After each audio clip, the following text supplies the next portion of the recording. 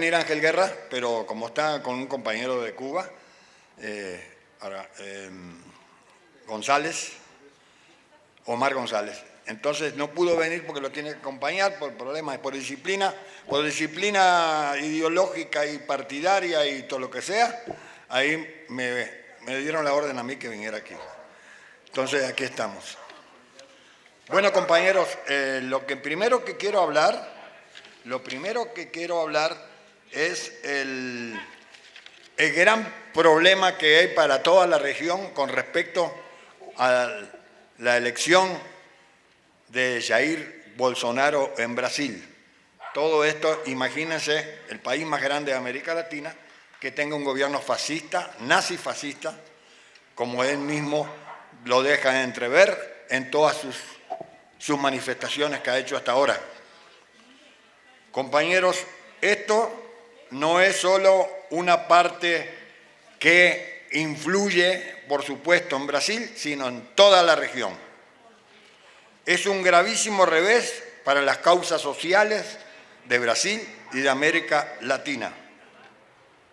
Y para el mundo, el equilibrio mundial, evidentemente, porque este ya se declaró que va a ser un aliado y un, digamos, sujeto de sujeción como patio trasero que quiere imponer a la región. Entregar todas las riquezas naturales del Brasil, incluyendo la Amazonia y Petrobras, que es la compañía estatal del petróleo. Así que las perspectivas son alarmantes. Ahora, ¿cómo podemos nosotros conseguir esto? Cuando dice López Obrador, dice el pueblo es sabio. Yo creo que lo dice en un sentido, digamos, figurado, porque el pueblo no es sabio, el pueblo está manipulado por los medios de difusión nacionales e internacionales. En Brasil, por ejemplo, hay una cadena O Globo que abarca el 95% de la audiencia del pueblo brasileño. Tenemos Televisa, pero Televisa y Azteca, digamos, son unos niños de pecho a comparación de lo que es O Globo de Brasil y lo que es Clarín de Buenos Aires. Evidentemente, la manipulación, la enajenación de la mente de los pueblos así es. O Globo lo único que dijo es contra Lula, contra Dilma, propulsores del golpe de Estado contra Dilma. Eso es lo que pasó en Brasil, compañeros. Los corruptos eran Lula, que no tiene ninguna prueba en contra, ni siquiera testigos, un testigo solo. Y le están achacando que se apoderó, que le dieron como mordida una casa mediana, porque la Casa Blanca de la Gaviota tiene muchísimo más valor. Ahí no pasa nada, ni juzgamiento, ni nada, de ningún tipo. Bueno, en esa circunstancia, Lula, como dijo el compañero Toño, está preso sin ninguna prueba. Y lo peor de todo, compañeros, que el juez Sergio Moro, que fue el encargado de juzgar por convicción, sin ninguna prueba, a Lula, que era favorito para ganar la presidencia de la República, bueno, ese juez Moro, ahora por este nazi, lo nombró ministro de Justicia. Increíble la imparcialidad del juez, imagínate, ya estaba todo estratégicamente para llegar a esto, apartar a Lula de la posibilidad de llegar a la presidencia y que este fuera el candidato del mismo Moro. Esto es un escándalo de todo punto de vista. Lo jurídico ahí, el Poder Judicial, ¿qué confianza le podemos dar? Y lo mismo pasa en Argentina, compañeros, con Bonadio, que quiere condenar a Cristina. Bueno, miren cómo, a propósito de Cristina, yo, como saben, también integro, entre muchas otras organizaciones, el grupo de apoyo al Frente para la Victoria de Argentina. Entonces, Cristina fue invitada para la asunción de mando del presidente López Obrador. Le mandaron la invitación, pero ella no puede salir si no tiene una orden del juez. Entonces nosotros estamos gestionando para que Jacob, por medio de Jacob, le mande una invitación formal con papel membretado, con firma y todo, para presentar ante los jueces y que la dejen salir a una senadora de la República como es Cristina. Esto es alarmante. Ahora, coincide que Moro y Bonadio, los dos fueron instruidos en Estados Unidos, así que precisamente para encargarse de estas estrategias. No solamente hubo golpes militares, sino parlamentarios, como fue el de Brasil y también el de Paraguay. Ahora también hay golpes de tipo judicial. Esto es impresionante. Con respecto a la región, compañeros, este quiere acabar también con la integración latinoamericana. Quieren ser sumisos totalmente a Estados Unidos, totalmente sumisos a el imperio. En Estados Unidos también influye el pueblo, hay un pueblo valeroso también ahí adentro. Pero el imperio yanqui, el peor imperio de toda la humanidad, con 20 millones de muertos después de la Segunda Guerra Mundial, con 900 bases militares, invasiones, golpes de Estado por todos lados, con un complejo militar industrial que abarca el presupuesto de 700.000 millones de dólares, y son policías del universo. Ellos se retiraron de la Corte Penal Internacional porque no pueden ser juzgados por nadie. Y ahora con Trump, que es la cara, digamos, la cara verdadera de lo que es el imperio, sin ocultar nada, ¿no? Porque es lo peor que hubo en Estados Unidos, a pesar de que todos los anteriores fueron imperialistas. Tampoco el Partido Demócrata no es muy santo. La que venía, la Hillary, también es una icona que venía con todo. Que ellos quieren controlar todo el mundo y sobre todo las riquezas. No pueden permitir que un país como Venezuela sea independiente, y menos cuando tiene recursos naturales. Pero el imperialismo es así, ningún país puede ser independiente, se constituye en un enemigo. Y así es la historia de América Latina. Bueno, se va a apartar del Mercosur, desde el punto de vista internacional, ya no tiene ningún interés en estar en el Mercosur, por supuesto en la CELAC, en la UNASUR. Todo eso se va para atrás, todo el sueño de Bolívar, de San Martín, de Martí y de Chávez, eso se va para atrás. Dice que tal vez sea parte de Naciones Unidas porque dice que es una bola de comunistas. Imagínense, Naciones Unidas donde está Alemania, donde está Francia y todo. Pero para él comunistas son todos. Y dice que Lula se va a pudrir en la cárcel y posiblemente Fernando Haddad, que era el candidato de Lula, también.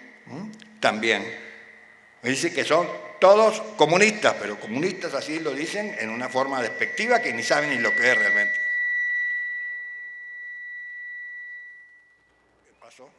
Llamado de atención. Bueno, ahora, el movimiento Sin Tierra y el movimiento de los Sin Techo van a ser declarados terroristas para poder encarcelarlos por ley, por terrorismo, con penas, digamos, incalculables. Este tipo tuvo una discusión con una senadora y le dijo, ¿sabes qué? No te violo porque estás bien fea. Así le dijo, ese tipo va a llegar a la presidencia. Está contra las mujeres, está contra los negros y contra los indios. Es una cosa espeluznante. A la misma derecha, la derecha así tradicional, está alarmada con este asunto.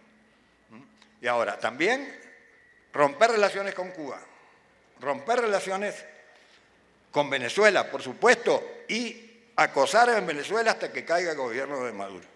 Estas atribuciones tienen. Es la ficha que les faltaba al imperialismo para una posible invasión, que va a ser difícil, porque el pueblo y la Fuerza Armada de Venezuela están coaccionadas de tal forma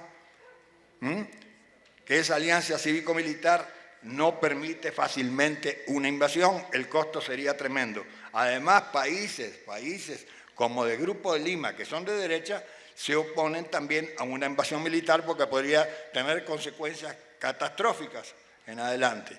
Entonces, está difícil Y además tenemos que decir una cosa, muchos de la izquierda dicen, no, el imperialismo yanqui, el ruso y el chino. Yo les voy a decir una cosa, hay una gran diferencia. Recién estuvo el compañero presidente de Cuba, Canel, estuvo con Putin y estuvo con Xi Jinping.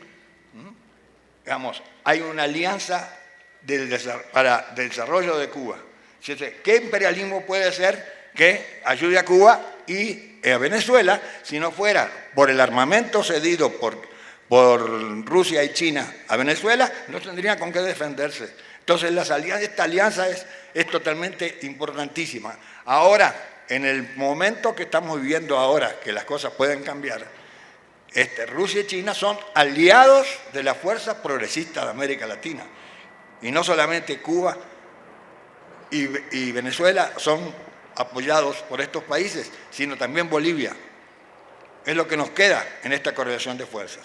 Y hay que tener en cuenta que Rusia, con la sexta parte del presupuesto de defensa, tiene mejores armas de todo punto de vista que los gringos. Y los gringos no tienen ningún problema en venderle armas a Arabia Saudita, que es la peor dictadura que se conoce en el mundo. No, si son aliados. Así que la democracia que hablan los gringos, eso es mentira. Lo único que tienen los gringos son intereses por los recursos naturales y por el dominio del mundo.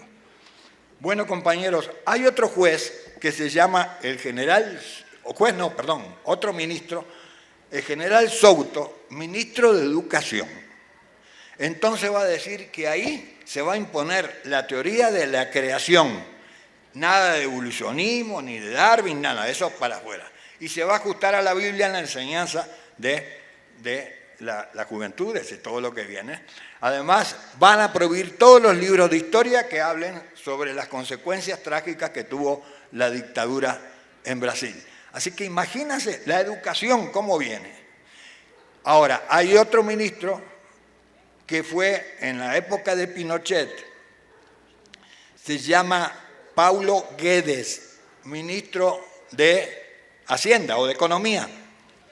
Este tipo es de la escuela neoliberal de aquel Milton Friedman, que fue el creador, uno de los autores, digamos, de la teoría neoliberal. Todo eso se va a aplicar. Se va a aplicar el liberalismo a todo vapor.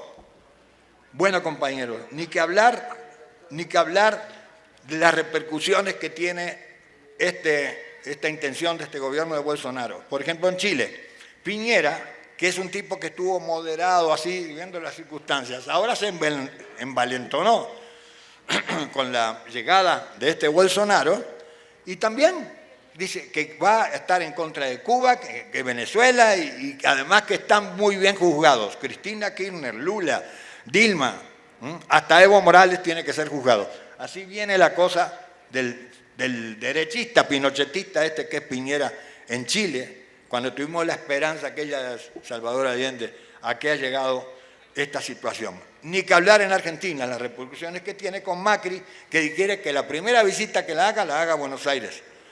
Y ustedes saben que Macri está hundiendo al país de todo punto de vista, y ahí está el pueblo en la calle todos los días.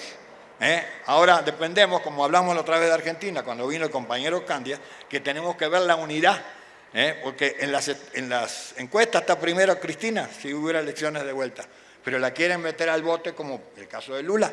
Pero de todas maneras, el peronismo, tenemos un sector que es el de Cristina, que es el progresista, pero tenemos otro sector de derecha. Entonces, es muy difícil establecer una unidad. Eso es lo que nos perjudica, compañeros. Bueno, entre otras cosas está el asunto de México, que queremos hablar, la vinculación. Mientras allá surge un gobierno de tipo nazi-fascista, acá en México se están aclarando las cosas desde el punto de vista internacional. La aplicación estricta del artículo 89, inciso 10 de la Constitución de la República, No intervención, autodeterminación de los pueblos, arreglo pacífico de las controversias. No intervención. Ahora bien, fueron del PAN la otra vez a la embajada de nuestros queridos compañeros venezolanos, de la cual tenemos vínculos estrechos y formamos parte de la coordinadora de Venezuela, pues la defensa de Venezuela pasa por la defensa de toda nuestra América. Fueron a decir que Maduro, que le dijeran a Maduro que no se presentara aquí porque no bien visto. Seguro, si viene Trump no van a decir nada. Va a venir Pence, que es igual o peor que Trump, tampoco dicen una sola palabra. Y si viniera Bolsonaro, todavía no es presidente, pues también van a aplaudirlo. Estos tipos fueron a decir, como decía el compañero Toño, ahí en la Cámara de Diputados, ¿no? En diputados, poniendo un cartel, la dictadura López Obradorista. ¡Dictadura! Fíjense nomás. ¿Qué? Lo que dicen estos tipos. Seguro está desmembrado ese mendigo partido, porque la verdad que está dividido, hasta el Calderón se fue. Imagínense cómo está la cosa. Y viene a decir que no entre Maduro acá. Y López Obrador, por medio de Ebrard, dijo aquí, va a entrar, son amigos, y van a entrar, y van a entrar, y va a entrar. Y es un honor que venga Maduro a nuestro país. Como también va a venir el presidente de Cuba. Y también va a venir Evo Morales. Entonces, creo, compañeros, que acá concluyo porque voy a tener el placer de escuchar al compañero Guerrero. Y después en las preguntas extendemos. ¿Les parece bien? Así que muchas gracias, compañeros.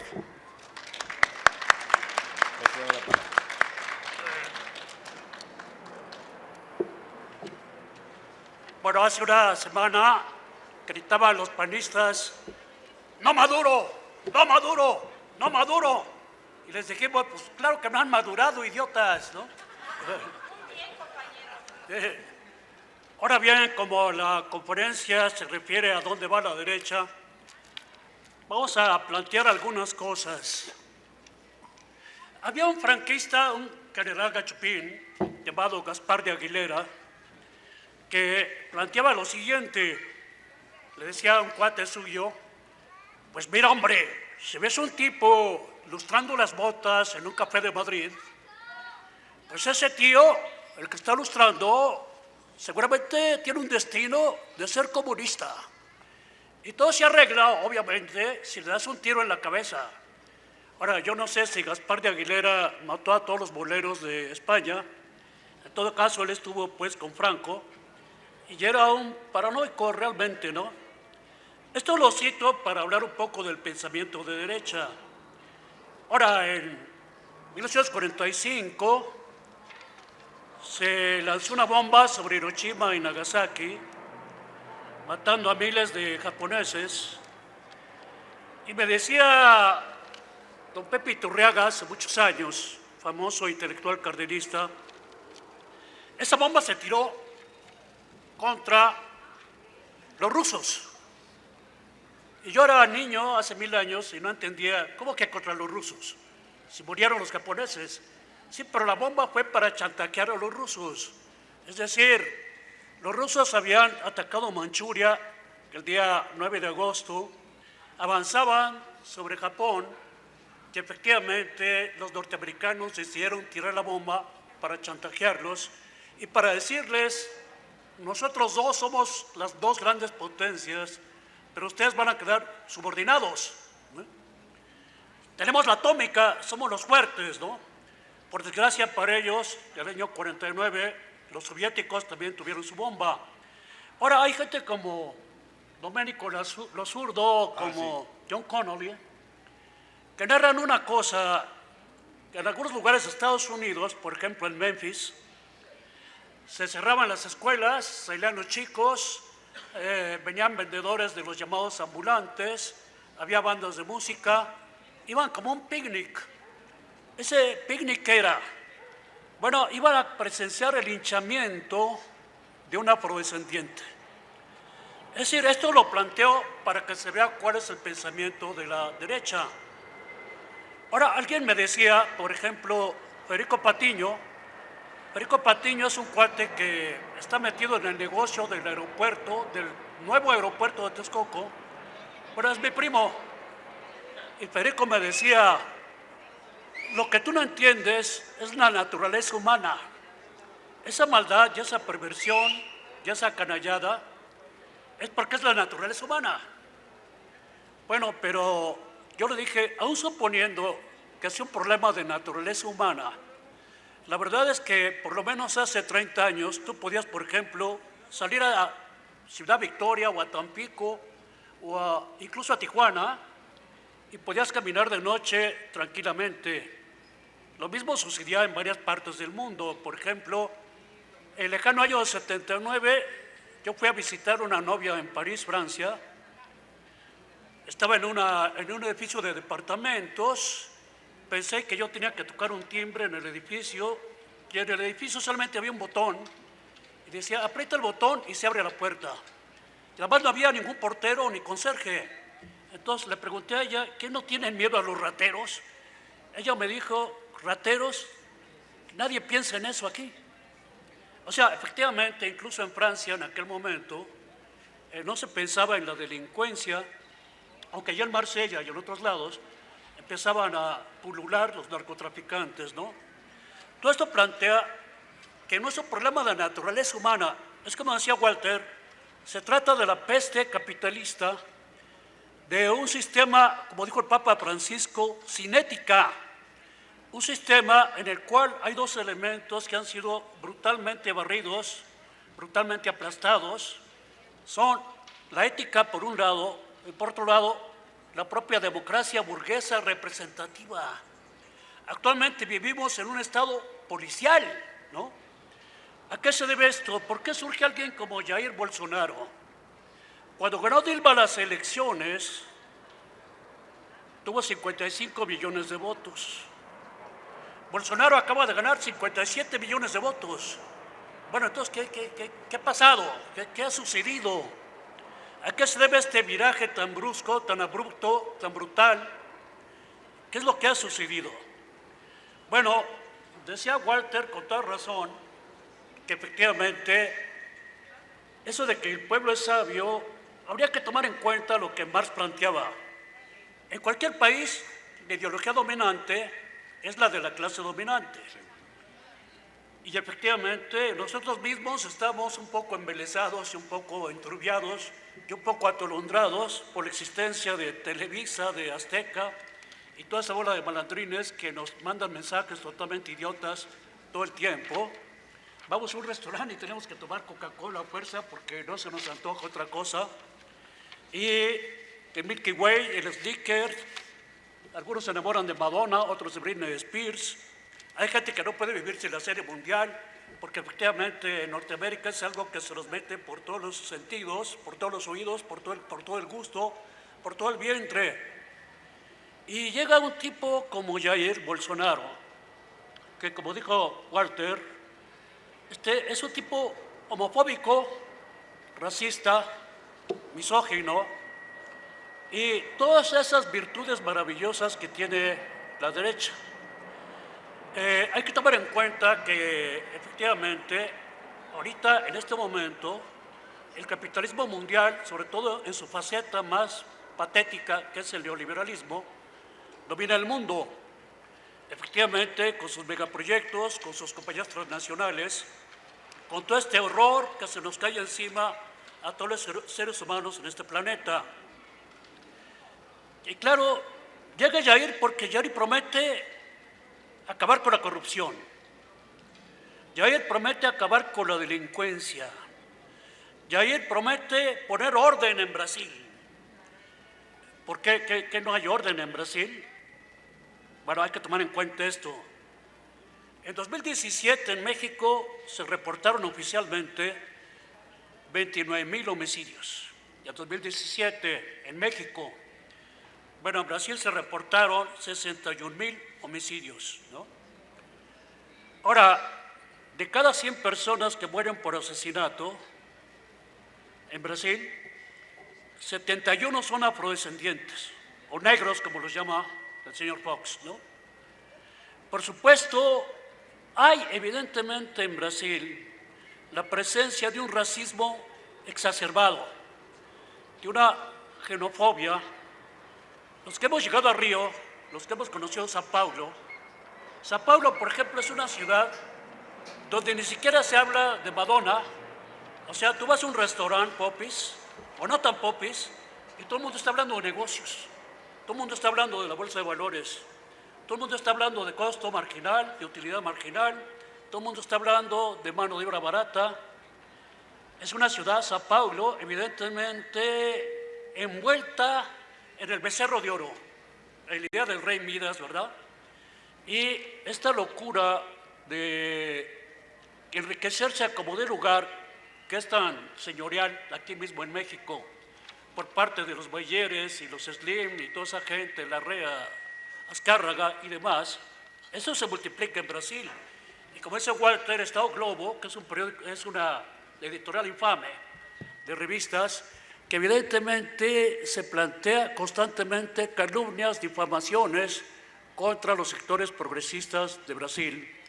Y claro, cuando de repente fallece Teotônio dos Santos, uno encuentra que parece que hay una letalidad, que hay una muerte de los sectores progresistas en Brasil.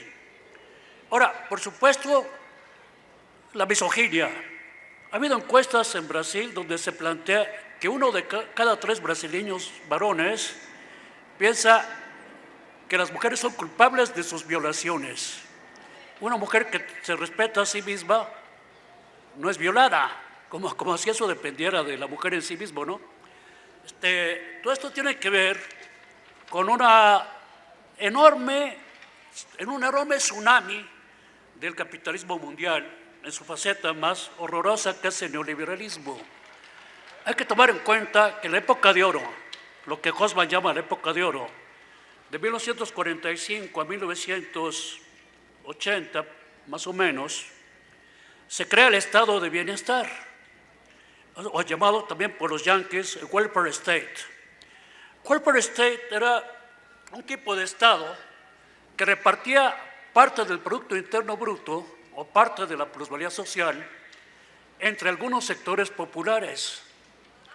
O sea, era un estado de tipo reformista que lograba hasta cierto punto generar un consenso, incluso entre gente de clases subalternas, a partir de generar una serie de reformas, de dar migajas a la gente menos acomodada, la gente más humilde, la gente más pauperizada. ¿Se debía esto a la generosidad de los capitalistas? No, se debía al terror que se tenía en la Unión Soviética.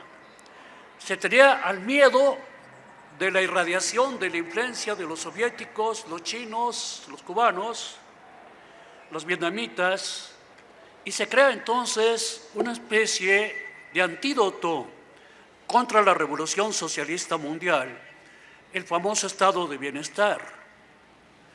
Pero una vez que el socialismo real se derrumba y cae en declive, entonces los capitalistas se sienten con las manos libres, con la capacidad de tener carta blanca para hacer todo tipo de fechorías. Se crea el neoliberalismo con Friedman y con Hayek, y efectivamente llega un momento en que ya la polarización social es enorme, porque muere el estado de bienestar, ya no hay más esta paz reformista, ya no hay más este intento de dar estas migajas. Y aquí mismo en México, a partir de 82, el Estado neoliberal se impone de una manera drástica, protuberante y terrible.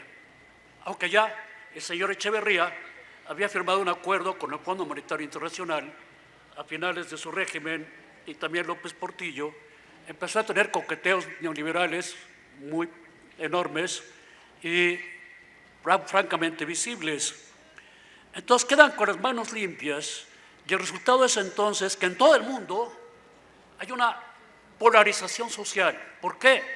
Porque este Estado neoliberal no tiene interlocución con otras clases sociales, porque este Estado neoliberal no toma en cuenta a los pobres, porque este Estado neoliberal no toma en cuenta a los humildes, porque este Estado neoliberal solamente entiende que los trabajadores no son más que piezas no sean más que tornillos de una gran maquinaria.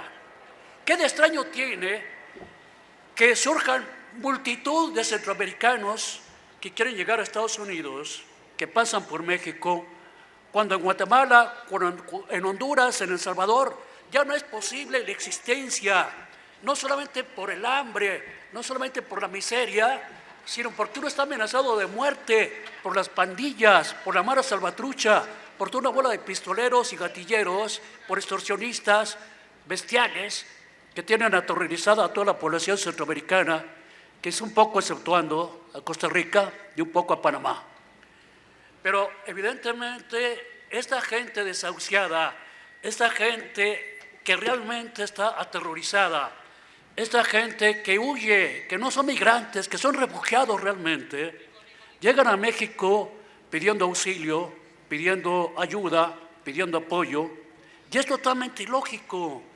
No se puede ya vivir en Centroamérica. Centroamérica además ha sido invadida por megaproyectos. Y sobre este en particular hay que entender una cosa.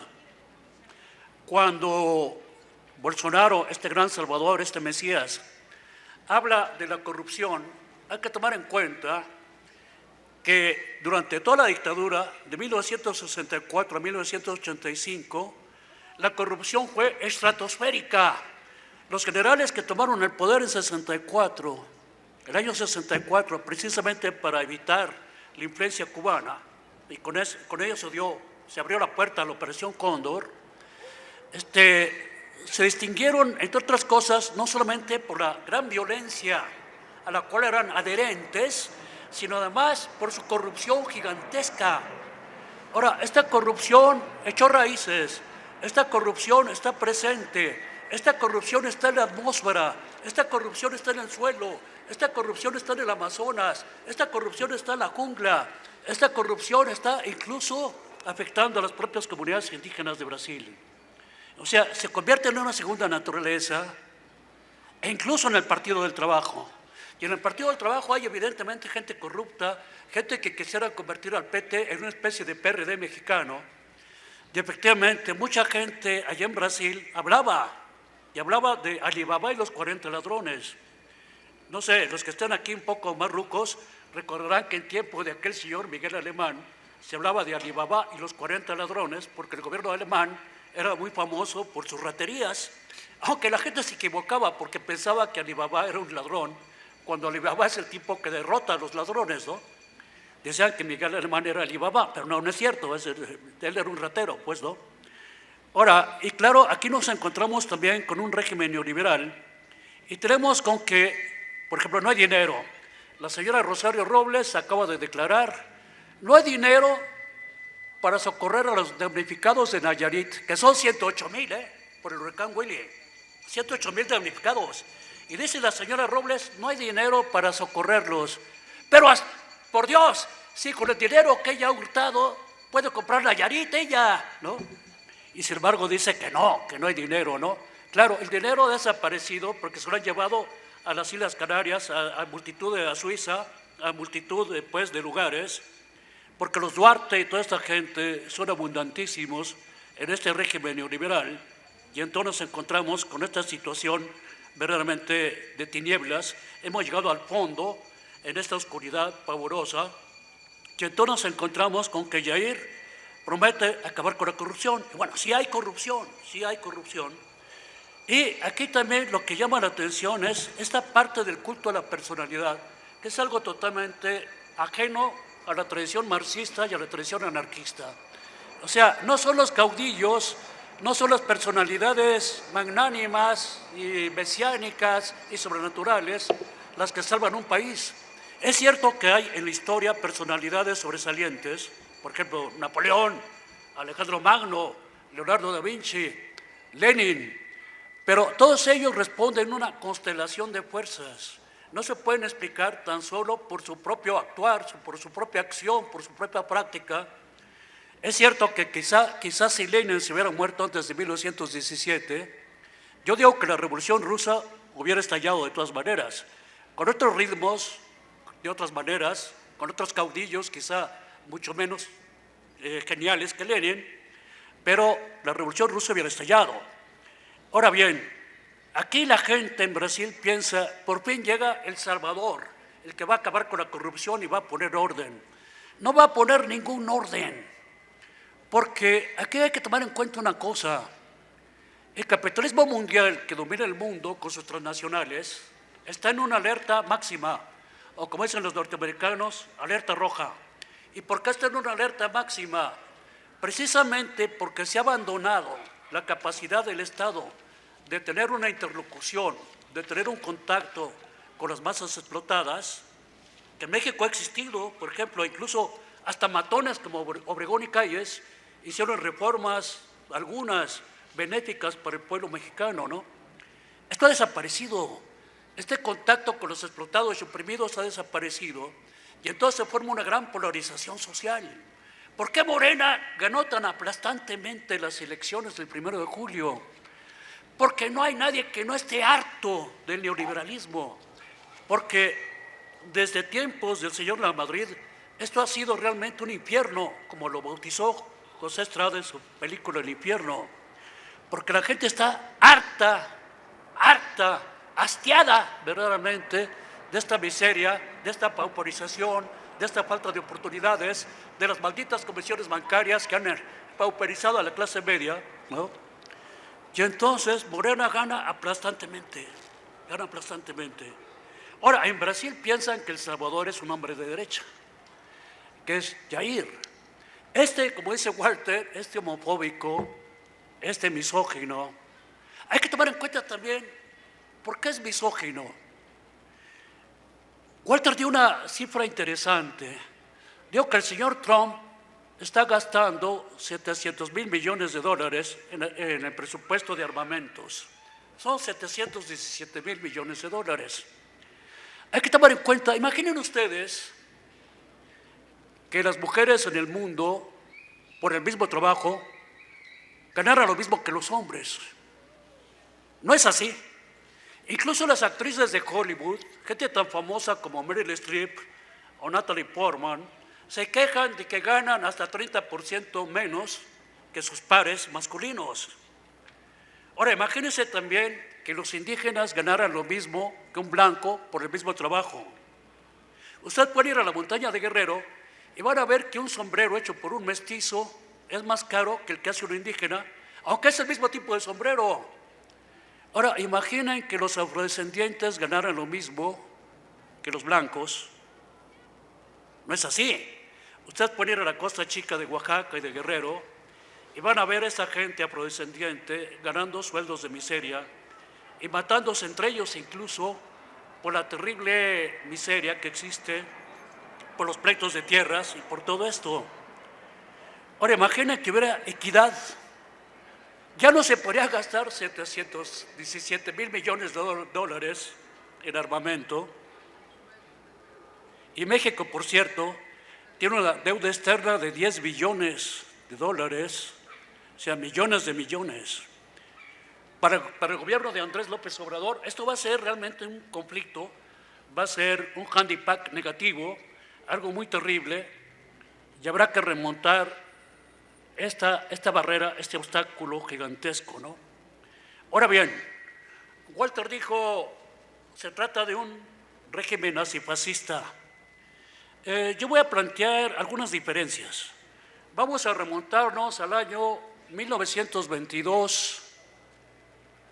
Este mismo año, en que un famoso zapatista llamado Miguel Mendoza López Orpéguer lanzó un decreto, la Circular 51, colectivizando la tierra en México. Este licenciado Miguel Mendoza López Orpéguer, por cierto, Obregón lo cesó y lo acusó de comunista e intentó matarlo. Por fortuna, Miguel Mendoza López Orpéguer se salvó. Ese año 22 se hace una gran marcha sobre Roma de las camisas negras de Mussolini, y hay que tomar en cuenta también que en el año 33, Adolfo Hitler sube al poder, por elecciones, por cierto, sube al poder. Aquí hay una diferencia importante. Como en aquellos años, lo que más aterrorizaba a los capitalistas era la irradiación de la Revolución Socialista Mundial y el influjo de la Unión Soviética, lo que generan el fascismo y el nazismo es una política de masas.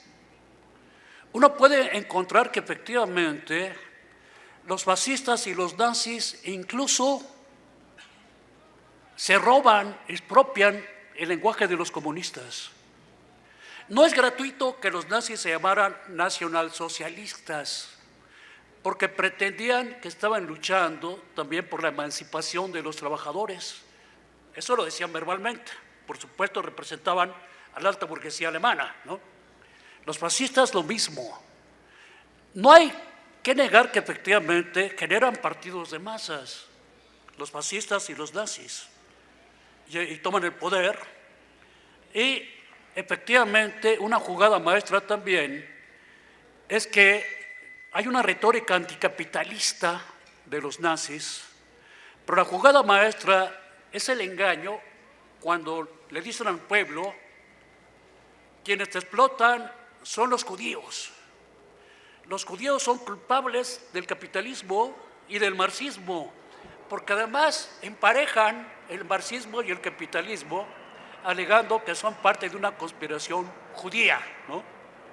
Por supuesto, es una fábula totalmente absurda y estúpida. Los judíos en Alemania eran el 1% de la población de ese país germano. Efectivamente, la gran demagogia hitleriana y la de Mussolini logra que efectivamente muchos sectores de masas se alineen con el nazifascismo. O sea, aquí hay evidentemente una máscara pretendida de emancipación del proletariado por parte de los nazis, que lo que quieren es evitar evidentemente el influjo de la revolución socialista mundial y la irradiación progresista de la Unión Soviética en ese momento. En cambio, Bolsonaro es descaradamente un capitalista, descaradamente un neoliberal, descaradamente una bestia que solamente piensa en los recursos monetarios, en los bienes, en los servicios, para una pequeña oligarquía miserable mundial. Hay que tomar en cuenta que incluso en el gobierno de Lula, por ejemplo, se dieron grandes concesiones a mineras, grandísimas concesiones, minería a tajo abierto. Por cierto, una de las consecuencias, sin embargo, del hecho de que se estaba drásticamente expropiando a los campesinos, fue que el propio Lula se vio obligado a generar un código minero para frenar en parte estas exacciones de los mineros. También es cierto que en los años 80 hay un cierto auge de materias primas, o como dicen los gringos, las commodities, lo cual permite que efectivamente Ecuador, Bolivia, Venezuela logren tener importantes aumentos en el Producto Interno Bruto. Y esto genera un gasto social también favorable a los trabajadores, y eso ha sido un gran beneficio para todos estos sectores, gracias a gobernantes como Chávez, Maduro, Correa, Evo, etcétera, ¿no? Cristina. Hay que tomar en cuenta, sin embargo, que también las famosas commodities o otras materias primas, incluyendo el petróleo, han caído en sus precios, se han derrumbado los precios, y esto ha provocado graves problemas en estos países. Pero además no hay que olvidar también la conspiración internacional. Decía Marx que cuando los trabajadores toman el poder, los proletarios en particular, es necesario que se imponga una dictadura del proletariado. ¿Por qué una dictadura? Porque Marx planteaba, si los trabajadores toman el poder, inevitablemente las clases dominantes que acaban de caer van a generar una contrarrevolución. Eso va a ser inevitable, y son clases dominantes, son muy poderosas, tienen multitud de recursos, tienen intelectuales orgánicos, tienen jefes militares, como sucedió en Rusia en 1917. En 1917, 13 naciones invadieron la naciente Unión Soviética. Por ejemplo, los alemanes en Ucrania, los ingleses en Arcángel, los japoneses en Manchuria, en parte de la Unión Soviética, y se crea también un gran conjunto de ejércitos nativos, o sea, rusos, para atacar la revolución, y sin embargo el Ejército Rojo logra destruir la contrarrevolución.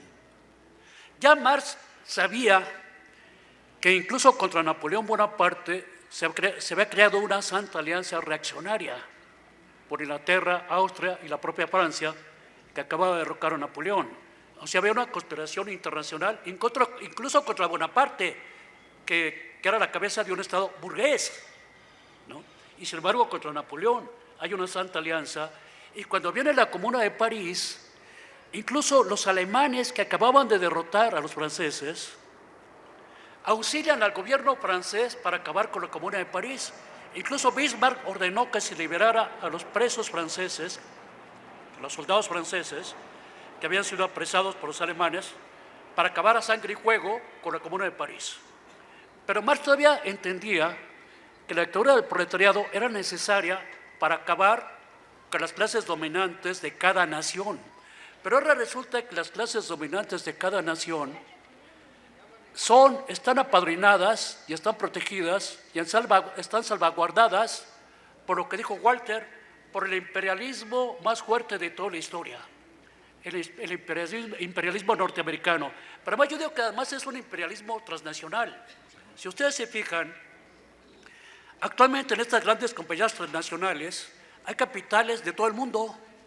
Cuando uno oye hablar de Walmart, o cuando uno oye hablar de IBM, o cuando uno oye hablar de la Chrysler, uno encuentra capitalistas de todo el mundo. Ya encontramos, por ejemplo, capitalistas mexicanos como el señor Aspe, como el señor Salinas, como el señor Slim. Todos son accionistas de empresas norteamericanas y el ejemplo más conocido es Cedillo. Cedillo es un gran magnate norteamericano, ¿no? O sea, es una burguesía, es un imperialismo transnacional. Y entonces, evidentemente, este imperialismo transnacional apoya a las clases dominantes nacionales para acabar con los revolucionarios. Y en estos momentos encontramos, por ejemplo, una gran conspiración contra Venezuela, gran conspiración contra Ecuador, y no se diga Brasil, pues en Brasil han impuesto un lacayo, han impuesto un servidor. Y entonces nos encontramos, evidentemente, con un problema muy grave. Ahora bien, además hay otro problema. Lula, Correa, Chávez, Maduro han logrado reformas sociales favorables a los trabajadores y al pueblo en general. Pero resulta que esto mismo puede verse como una vacuna. O sea, en la medida en que estos gobiernos progresistas avanzan, ponen en alerta a la reacción y al imperialismo que se entrena y se adiestra para acabar con estos avances, ¿no? Antes, el imperialismo procuraba aplastar las revoluciones, o sea, aplastar a Allende, por ejemplo, aplastar incluso con los chinos, ¿no? Acuérdense que MacArthur quería bombardear atómicamente a China, ¿no? Es que Truman se lo impidió, ¿no? Por diversas razones que no voy a explicar aquí. Quisieron acabar con la Unión Soviética, pues, ¿no? Pero ahora ya no se trata siquiera de acabar con las revoluciones, sino incluso con gobiernos progresistas que no son socialistas siquiera, que solamente son democráticos y progresistas. Ahora bien, alguien me preguntaba, ¿entonces tú piensas que el único remedio es la insurrección armada? No, la insurrección armada es posible que sea derrotada en estos tiempos, porque la contrainsurgencia ha aprendido muchísimo y ya pueden localizar a cualquier guerrillero que se esconda por ahí en la selva, lo pueden localizar fácilmente, como localizaron al inmortal y genial Che Guevara, ¿no? De lo que se trata es de organización, de lo que se trata es de que en cada colonia, en cada barrio, en cada ejido, en cada comunidad, la gente sepa organizarse, no solamente resistir, sino pasar a la contraofensiva. Ahorita, por ejemplo, en México y en Brasil, efectivamente, llegaron las Koblenz imperialistas, devorando territorios, despojan de sus terrenos, del aire, del agua, de la atmósfera, despojan a los campesinos, despojan a los artesanos, despojan a los trabajadores en general. Pero la gente está resistiendo, la gente se está moviendo. Hay mucha resistencia en Brasil, no solamente de los trabajadores, hay grandes manifestaciones de mujeres contra Bolsonaro, porque ellas saben que están en peligro, ellas saben que están amenazadas, y son grandes manifestaciones como las que ha habido recientemente, no solamente en las grandes ciudades, sino incluso en el interior. Y los indígenas resisten también. Esto es precisamente lo que pone en alerta máxima la reacción y al imperialismo. Y por eso, como dice el analista norteamericano William Robinson, vivimos en un estado policial. O sea, La propia burguesía imperialista ya no quiere que haya democracia burguesa, ni siquiera su propia creación la quiere, porque la propia democracia burguesa, con libertades de expresión, con libertades de prensa y con todo esto, el proletariado y los trabajadores pueden crecer en una democracia burguesa. Pero ahora resulta que no, que eso es un peligro. Y Hitler lo decía, yo odio el liberalismo, yo odio la democracia burguesa, porque lo que hay que imponer es el fascismo en todas partes. Y efectivamente, Jair es un fascista, ¿no? Un fascista de nuevo tipo, ¿no? Ahora, la gente manipulada, como dice Walter, cree que Jair va a salvar a Brasil. Por el contrario, va a crear mucho más conflictos. Viene un gran conjunto de conflictos sociales terribles en Brasil. Va a haber matanzas, va a haber represión, ataques a las favelas, como ya los hay casi todos los días, ¿no? Y esto evidentemente presenta un panorama bastante terrible. La cuestión es que la gente logre efectivamente la organización, que logre la contraofensiva, que logre organizarse en comités de defensa, como los había en Cuba, pues, los comités de defensa de la revolución, y que logre efectivamente dar un viraje, dar una voltereta y lograr que los trabajadores vuelvan a tomar el poder. Efectivamente, como dice Walter, el máximo líder brasileño, Lula, ha sido encarcelado y sin pruebas por un canalla que es de apellido Moro, ¿no? Y hay que tomar en cuenta, sin embargo, el año 45 había un pobre general encarcelado en Argentina, se llamaba Juan Domingo Perón. Hubo movilizaciones populares gigantescas, sobre todo las encabezadas por su propia esposa, por Evita, y los generalotes, los gorilas que habían encarcelado a Perón, se vieron obligados a soltar a Juan Domingo Perón. El golpe de Estado contra Hugo Chávez. Me han dicho compañeros venezolanos que no solamente arrestaron a Chávez, sino que pensaban asesinarlo. Pero hubo una gran movilización popular y las bestias se dieron cuenta que incluso asesinar a Hugo sería contraproducente, porque eso provocaría una indignación popular gigantesca. Entonces fue mejor soltarlo. No ha pasado eso con Lula. Debería pasar, pero no ha pasado. Hay un cierto reflujo, hay un cierto repliegue de las fuerzas populares, pero precisamente estas ofensivas contra el pueblo, estas brutales agresiones, esta represión que se viene en Brasil, hará despertar a la gente. No basta con despertar, no basta con indignarse, es necesario organizarse, crear comités de defensa, crear efectivamente defensas de los territorios, crear en cada ciudad de Brasil, en São Paulo, en Brasilia, en Río, en todos los lugares, crear efectivamente piquetes de gente que sepa defender el suelo, que depende del territorio, como aquí mismo. Aquí no solamente se despoja a los campesinos y a los indígenas, los chilangos nos despojan. Toda esta bola de edificios asquerosos, por ejemplo, la delegación Benito Juárez, ¿no? O en Coyacán o en otras partes, gracias al señor Mancera y a sus cómplices de las constructoras, nos han despojado, nadie nos ha consultado, a los habitantes de estas alcaldías, nadie nos ha consultado, y nos ponen grandes edificios. Allá en La Juárez, por ejemplo, allá en Popocatépetl, hay un edificio donde los condominios valen 7 millones, pero el penthouse vale 24 millones de pesos, ¿no? Claro, yo creo que con 24 millones de pesos me compraría 2 casas, ¿no? Y sin embargo va a haber gente que lo logre. Eso sería gentrificación, ¿no? O sea, hacer popis estas delegaciones, estas alcaldías. Es necesario, evidentemente, entender que estamos en una encrucijada, que no podemos quedar pasivos, que ver venir esta avalancha es ser culpable de pasividad, culpable de indolencia, culpable de apatía. Es necesario pasar no solo. Hola, buenas tardes. Mi pregunta es muy simple. ¿Por qué el repliegue en Brasil de la clase popular que usted acaba de mencionar? ¿Por qué el repliegue? ¿Por qué ganó el señor ese que siempre se me olvida su nombre? Bolsonaro. ¿Por qué el repliegue? Es todo. ¿Tú le contestas? Buenas tardes. compañeros. Me permito decirle a nuestro amigo Walter que el pueblo sí es sabio, pero no todos los que habitan en un territorio son parte del pueblo. Cuando menos el pueblo en el sentido en que lo dijo Andrés Manuel. Hay una gran parte del pueblo, y parece que cada vez más grande, que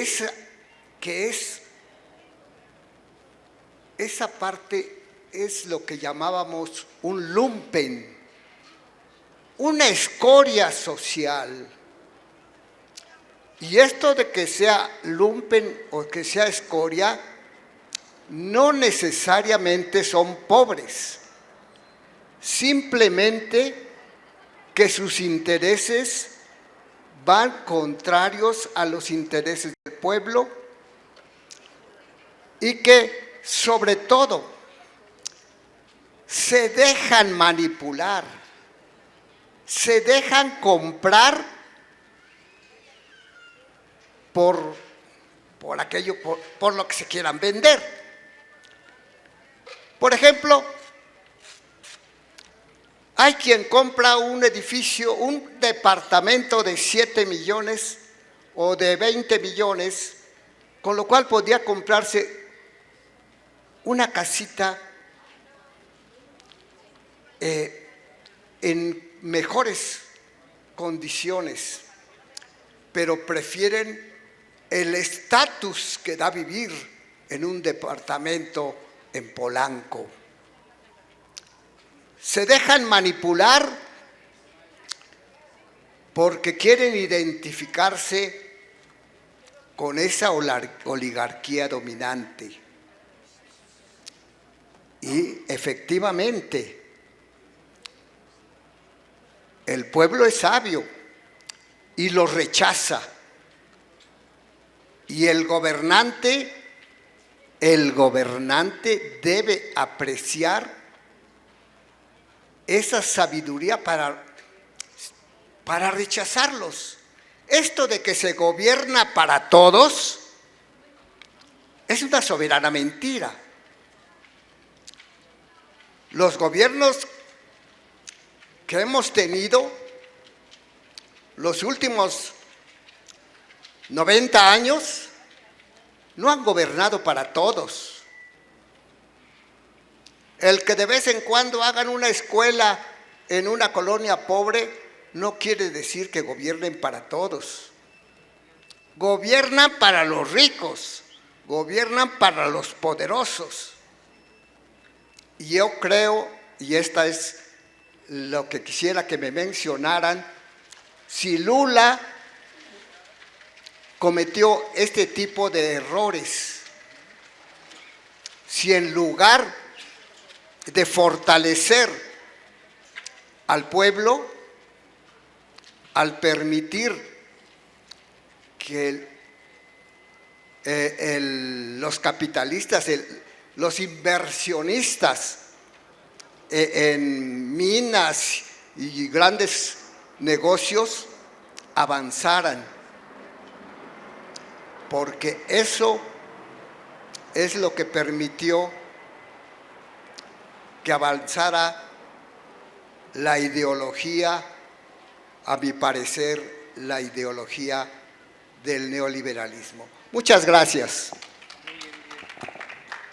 Sí, un segundito nomás para mandarle un mensaje a los compañeros de la radio comunitaria, hermanos Aquiles Cerdán, que están en Tehuacán, Puebla, que están transmitiendo en vivo este programa, lo están retransmitiendo allí en Tehuacán, Puebla, y les un saludo a los compañeros de la radio comunitaria, hermanos Aquiles Cerdán.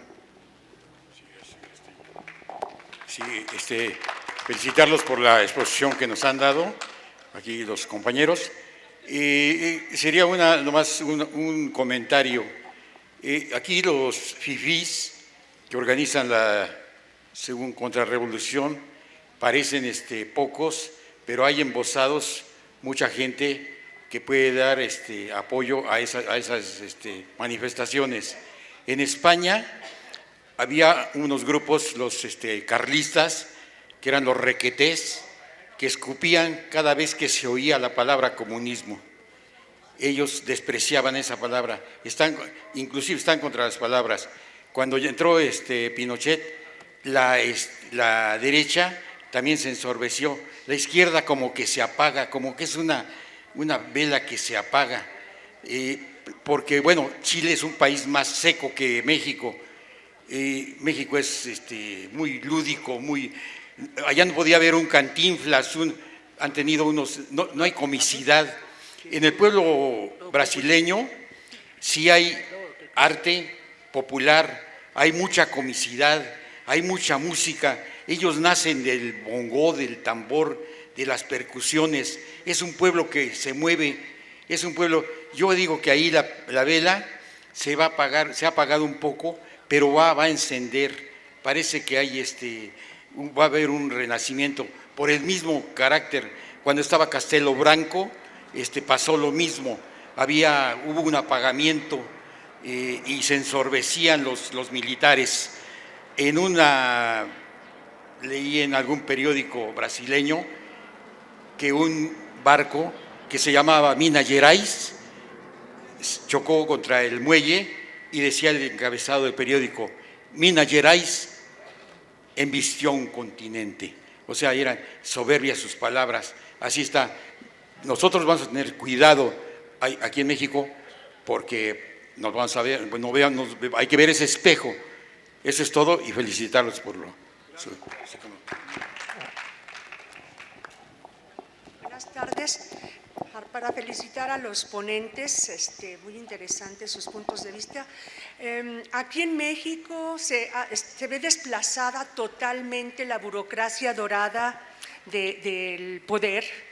Yo quisiera que nos dieran una opinión, ¿qué va a pasar en México con esa camarilla que ha quedado totalmente relegada después de que ejercieron el poder por décadas? No siento que ellos estén muy conformes con todo lo que está pasando en el país y lo que viene. ¿Y qué podemos esperar de esta burocracia dorada?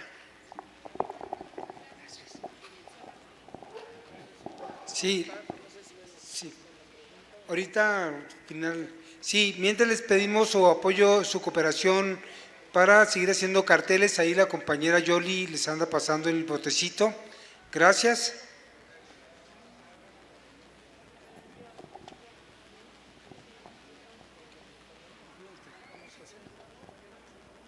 Sí, buenas tardes.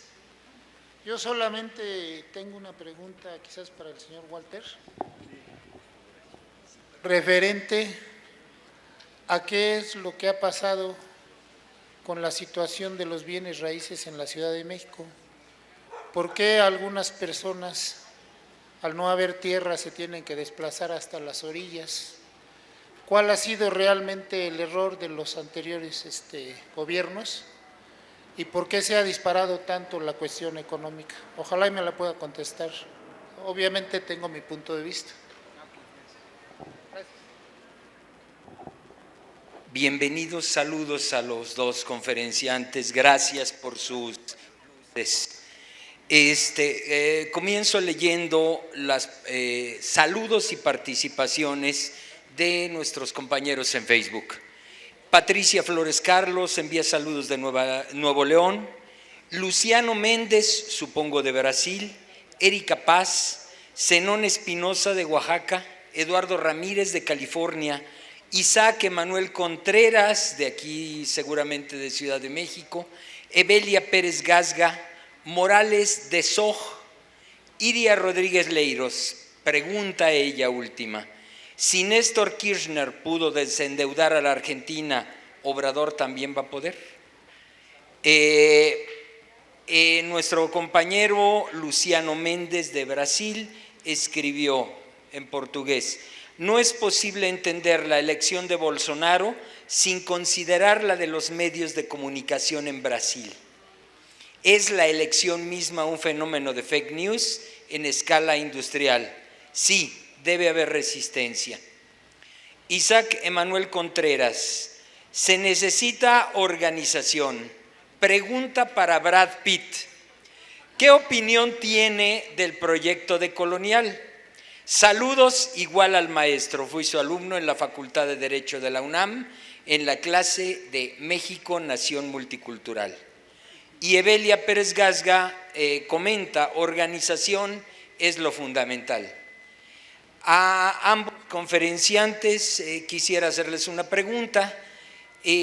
Obviamente con la llegada de Andrés Manuel López Obrador va a ser fundamental la cultura y la difusión de esta misma en todos los órdenes. Ahorita hay una tendencia a querer desacreditar a Paco Ignacio Taibo, efectivamente, en Fondo de Cultura Económica. Primero, ¿cómo ven ustedes esta situación? Segundo, el Instituto de Formación Política en este contexto. Y tercero, ¿qué recomendarían? ¿Qué libros? A mí se me ocurrió repentinamente 1984 como uno de los libros precisamente para comenzar a crear una conciencia y desarmar toda la conciencia falsa que se tiene a nivel sociedad. Gracias. ¿Empezamos a contestar o no? Gracias. Toño. Bueno, en primeras, las preguntas son muchas. Voy a parcialmente porque el compañero Guerrero va a contestar. Después, bueno, dice, ¿qué pasó? La primera pregunta es, ¿por qué pasó con Bolsonaro? Bueno, compañeros, también hay que ver los errores también, como decimos, no fue una revolución socialista, ni mucho menos, como dice el compañero Guerrero, fueron gobiernos democráticos progresistas, hasta ahí nomás. Entonces, hay una cosa muy importante, compañeros, que está mezclada con las últimas preguntas con respecto a la formación política. Cuando le preguntaban a una habitante de las favelas, dice, ¿encontró una mejora? Sí, gracias a Dios hubo una mejora.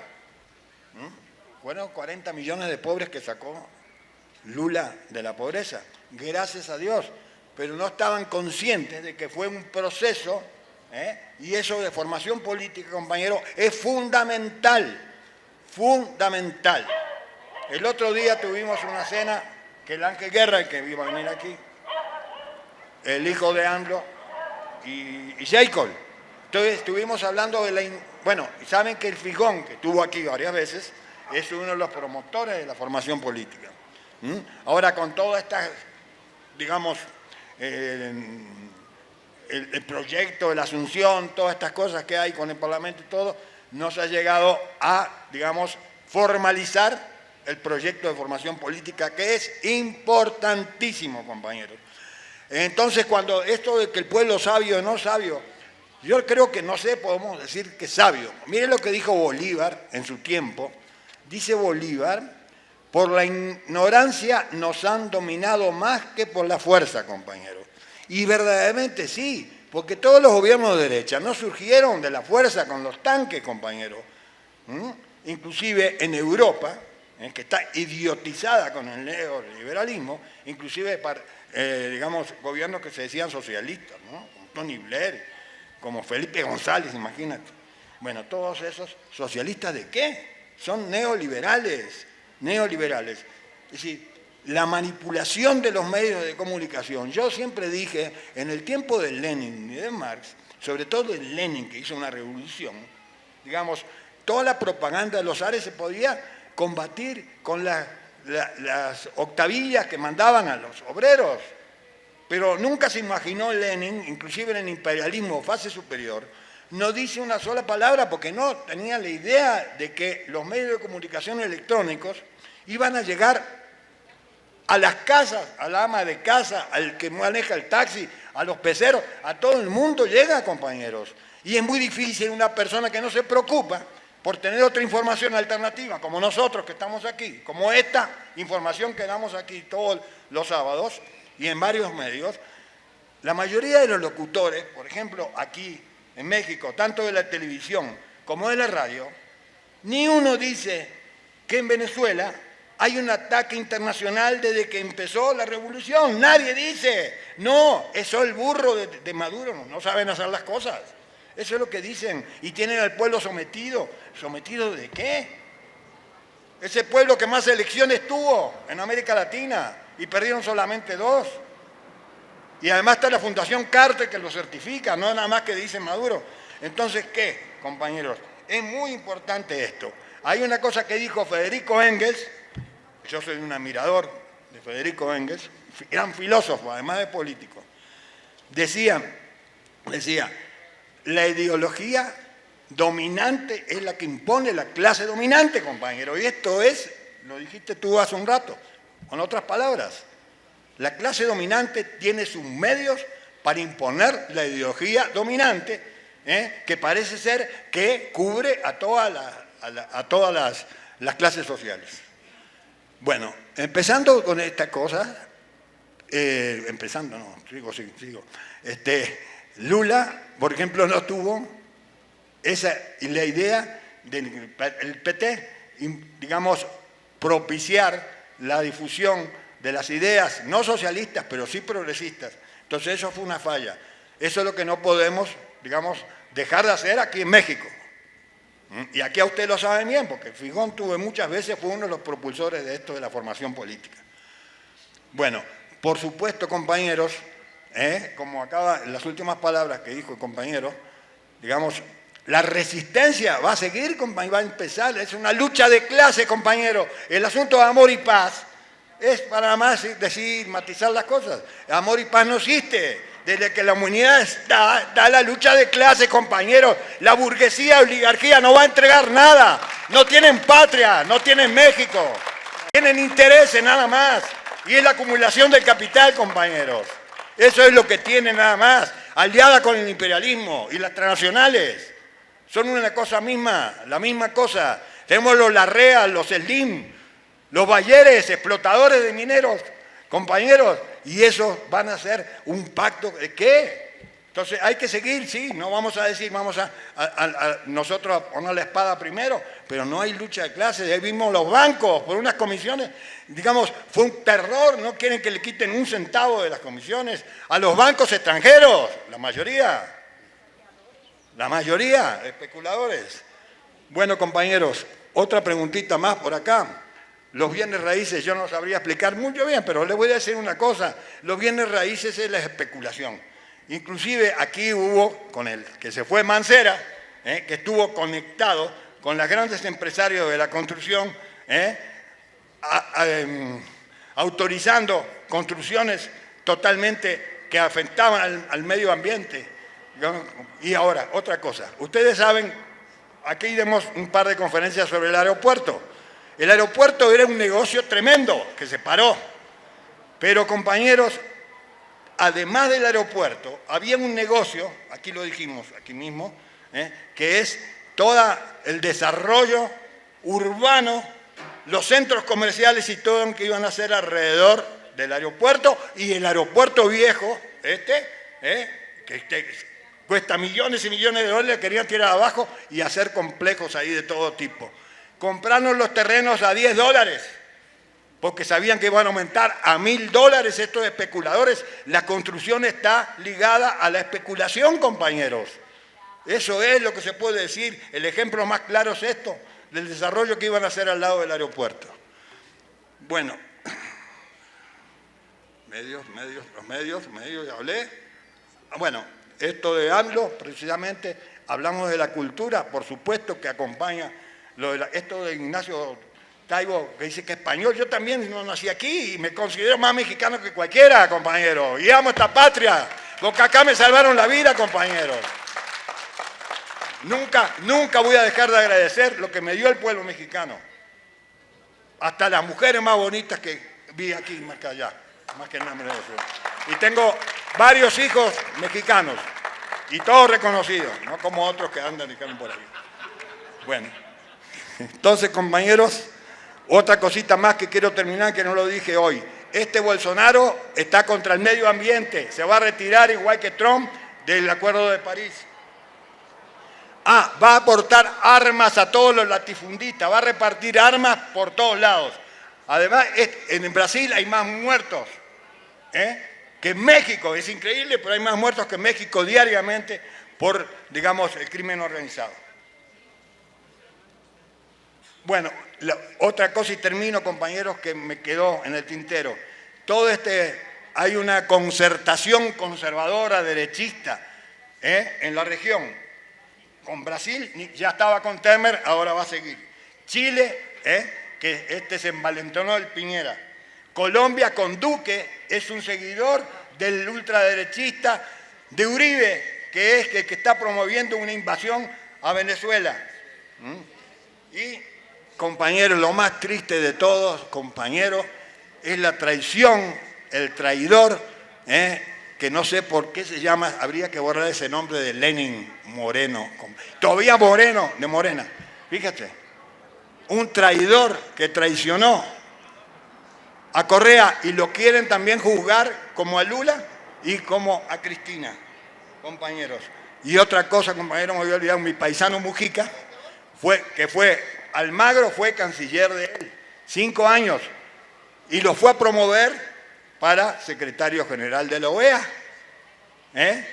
Este peón mercenario del imperio como nunca se vio en la OEA, compañeros. Ni en el tiempo cuando expulsaron a Cuba. Se dio desvergonzadamente al servicio del imperio. Por supuesto que no van a decir nada de Bolsonaro, del fraude en Honduras, ni nada. Está contra Venezuela nada más y además contra Cuba, sin estar Cuba en la OEA. Bueno, compañeros, yo termino y le dejo la palabra al compañero. Muchas gracias.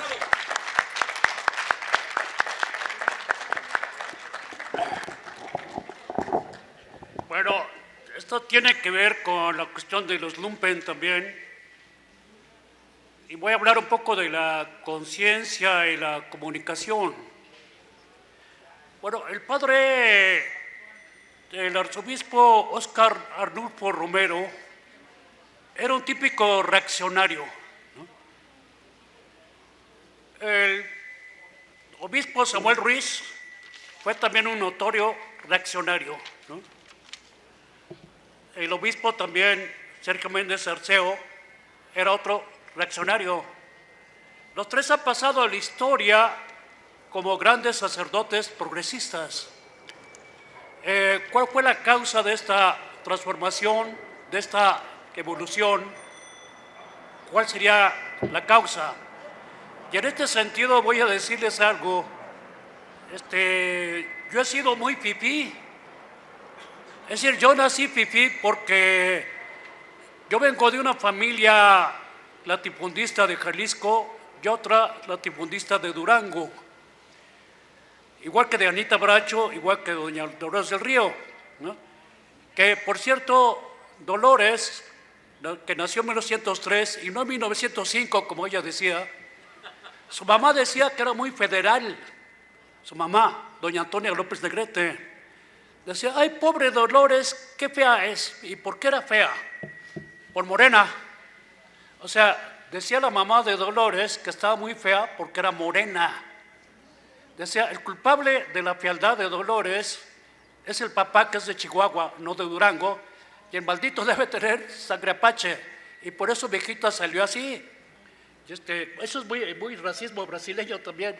Entonces decía la mamá de Dolores, no puedo vestirla de blanco en sus 15 años porque parece mosca en leche. Y de repente llegó un gringo que vio a Dolores, se apantalló y se la llevó a Hollywood. De ahí fue famosa, pues en parte por su belleza precisamente, ¿no? Pero en Durango se decía que era fea porque era morena, ¿no? Lo cual es totalmente absurdo, ¿no? Pero esto lo digo porque es cierto que la comunicación jugó un papel básico, fundamental, sustancial, toral, en el caso de Brasil, ¿no? O sea, O Globo, y no solamente O Globo, sino las famosas fake news. O sea, Bolsonaro es un embustero total, que el pobre Pinocho queda como un aprendiz a su lado, ¿no? Toda la gente que rodea a Bolsonaro es una partida de embusteros. Incluso inventaron una reunión de Dilma con Fidel Castro hicieron un montaje ahí de Dilma, que ayer apoyando a Fidel, ¿no? Y, y estas mentiras también las vemos todo el tiempo. Por ejemplo, el pobre Peña, como ya ha quedado muy quemado, ahora se le pasa diciendo, hemos hecho esto, hemos hecho aquello. Todos los días en radio y en televisión escuchamos las grandes maravillas que ha hecho el gobierno de Peña Nieto. Todo lo bueno sigue contando. Por ejemplo, dice, hemos hecho multitud de áreas naturales protegidas. Lo que no dice es que por la ley de biodiversidad, en las propias áreas naturales protegidas, pueden entrar los emporios mineros, pueden entrar las transnacionales. Eso no lo dice, ¿no? Y luego dice, hemos hecho muchas carreteras. Bueno, eso es lógico, porque todo sector capitalista necesita carreteras, ¿no? Pues Calles también hizo muchas carreteras, ¿no? Y por eso se le tiene también en un altar, ¿no? Entonces resulta que al nacer uno, evidentemente, además yo viví en Gabacholandia, entonces yo efectivamente me preocupaba mucho más la serie mundial que la suerte de cualquier cuate, ¿no? Me preocupaba mucho, claro, yo vivía viendo las películas de Jim Kelly, Fred Astaire, y claro, mi héroe era John Wayne, ¿no? Hubo una fiesta de paisanos de Durango, y ahí conocí a un tal José Revueltas Sánchez, ¿no? Porque yo efectivamente, yo estaba convencido de que las mujeres son inferiores, de que los indios son tontos y que los negros son feos. Y en esa fiesta, ese señor Revueltas me empezó a hablar rebatiendo todo lo que yo pensaba. Lo que me llamaba mucho la atención de Pepe Revueltas era la solidez, la capacidad, la inteligencia de ese hombre, su pundonor, su vergüenza, su honor. Y eso me llevó a estudiar a Marx, a Lenin, a Engels, a toda esta gente. Pero por el momento eso era teórico. O sea, yo fui cambiando mi posición política a través del estudio teórico, pero posteriormente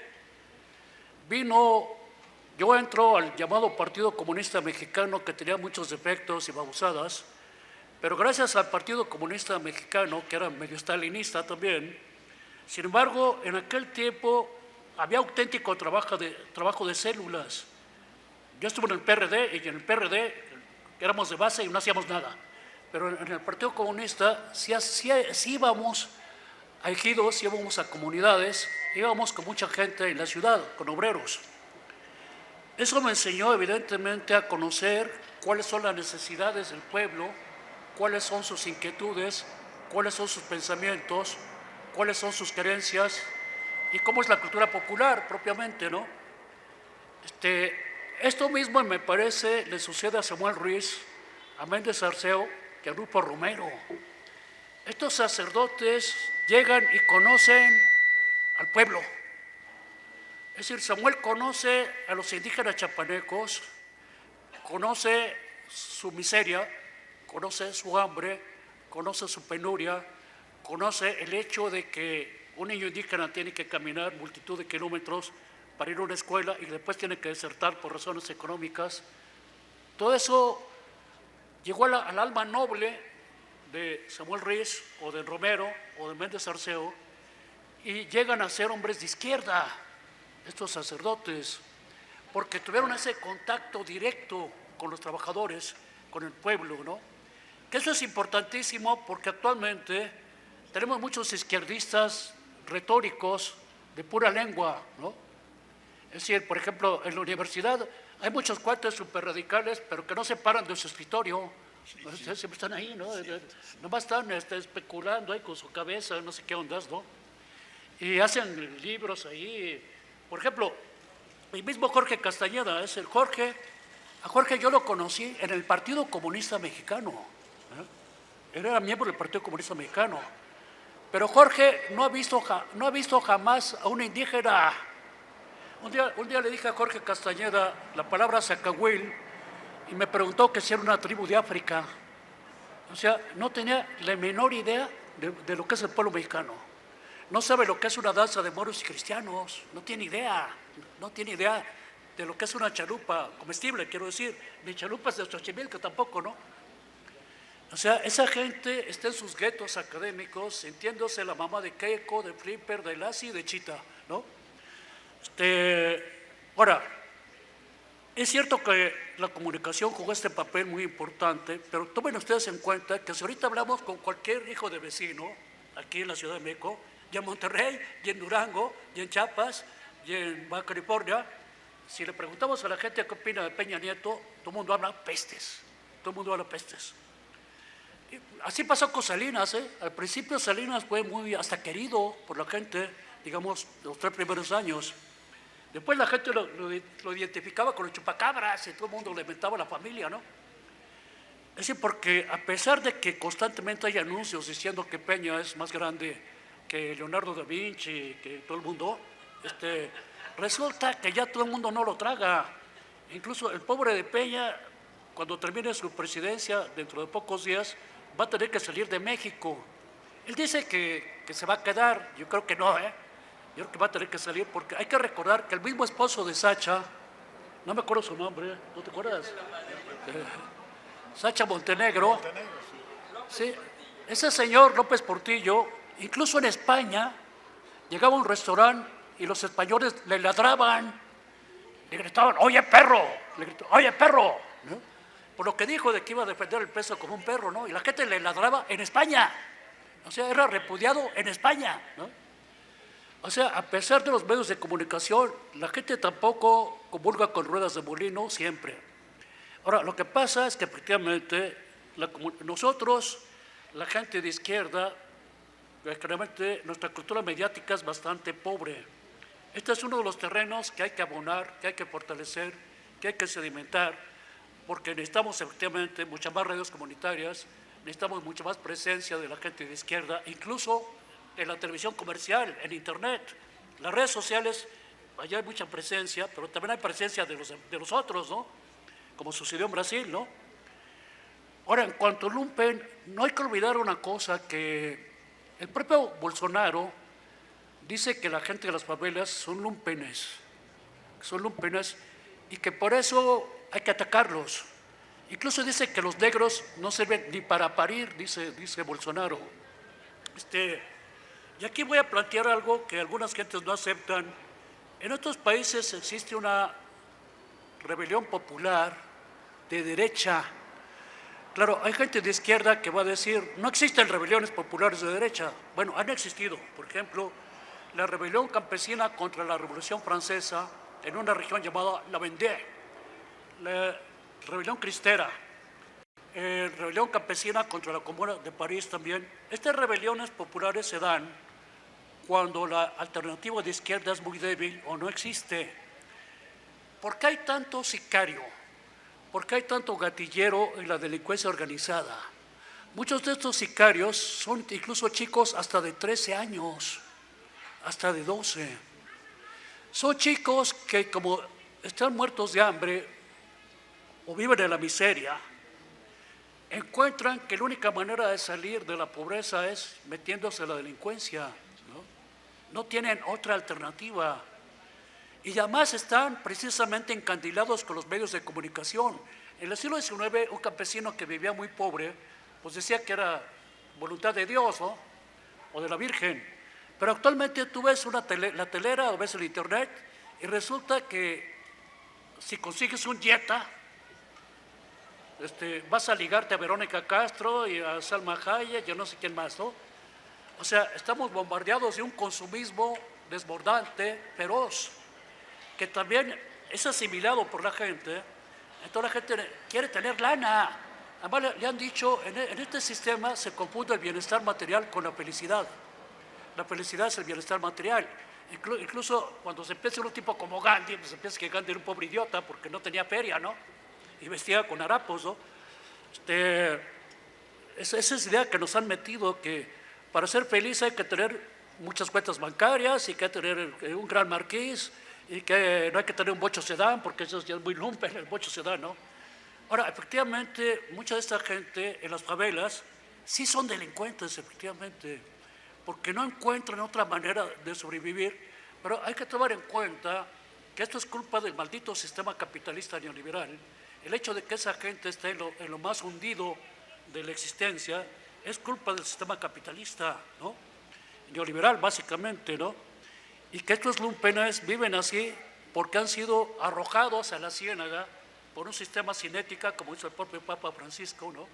Por un sistema maldito que considera que los seres humanos son desechables, que puedes matar a multitud de gente en Ruanda, en Yugoslavia, aquí mismo por los migrantes, que no son migrantes, son refugiados, ¿no? Entonces, esto nos lleva pues a desembocar, con perdón de la palabra, en un pantano, en la merde, como dicen los franceses, ¿no? Entonces, estos lumpenes, efectivamente, en la misma China de Mao, hay que tomar en cuenta que existía multitud de lumpenes, caciques que eran señores de horca y cuchillo y prostitutas. Esta gente logró una regeneración con Mao, es decir, la prostitución desapareció, bueno, ya volvió la prostitución en China, ¿no? Los lumpenes, muchos dejaron de serlo, y muchos caciques regionales entraron al Partido Comunista Chino. Tampoco estoy idealizando al maoísmo, no lo estoy idealizando porque también hay muchos defectos de eso, que podríamos hablar en otra ocasión. Pero esto se logró en China por lo menos en una época. Si se cambia realmente hacia un régimen auténticamente democrático, protosocialista incluso, creo que esta gente lumpen puede ser rescatada. De lo contrario, lo más seguro es que sigan engrosando las filas de la delincuencia. Ahora, en cuanto a los bienes raíces, como dijo Walter, son motivo de especulación inmobiliaria, y esta especulación empezó desde que el general Obregón le quitó a los ciudadanos, a los chilangos, la capacidad de tener un autogobierno. Es decir, Obregón hizo que el DF fuera gobernado solamente por una élite y que el presidente nombrara al regente, al jefe de gobierno, y casi todos los regentes han sido unos babosos, unos asémilas, unos asnos, con alguna excepción. Por ejemplo, el señor Uruchurtu, pues era un déspota, pero era un tipo inteligente, ¿no?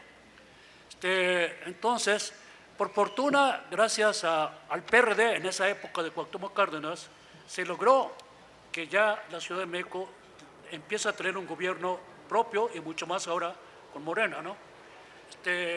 Entonces, esta especulación empezó porque la ciudad tenía que ser, como dijo Walter, un emporio inmobiliario donde se compraran terrenos, por ejemplo, en Nesa, que estaba vacío, y después esos mismos terrenos se vendieran carísimo, ¿no?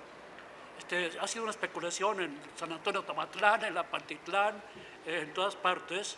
Se han enriquecido los especuladores inmobiliarios de una manera verdaderamente escandalosa, y todo esto, en el sexenio que está terminando, la especulación inmobiliaria ha sido la mayor que yo recuerde, porque yo creo que ni en tiempo de Alemán, es decir, había mucha especulación, pero como que Alemán era un novato, un neófito en este aspecto, ¿no?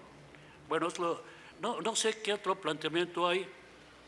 Bueno, es lo que yo recuerdo ahorita, ¿no? Porque tengo un poco de Alzheimer, ¿no? Un poquito nomás. Bueno, ¿ya? Sí. Bueno, compañeros, muchas gracias. Quiero pasar un anuncio, compañeros. En esta, digamos, esta idea que de aquí a ahora, el miércoles en el Seminario de América Latina va a estar Carlos Facio, el miércoles que viene, Carlos Facio en la calle de Zarco 115, a unas cuadritas del metro Guerrero, línea 3.